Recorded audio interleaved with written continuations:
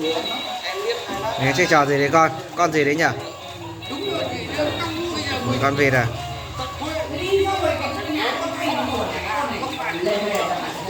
Nó nhắn cho người ta luôn, lắm cho nó bảo chị anh kẹo đi nhé, lên đây từ đây lên để đi xe nhà nó được sướng. Nhà nó sẽ dễ mẹ là hết mẹ người rồi. tôi là mình lúc nhà nó đang khóc rồi chị vào có xe nó hay lắm.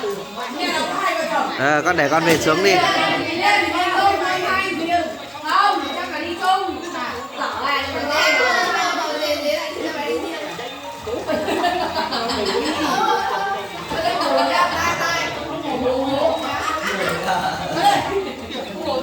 Thôi đừng gặp lấy em để em thấy là em nhặt về.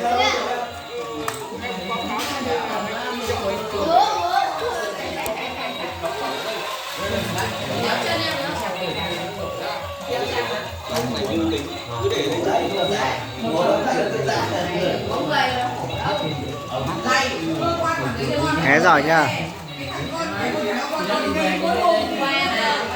Xe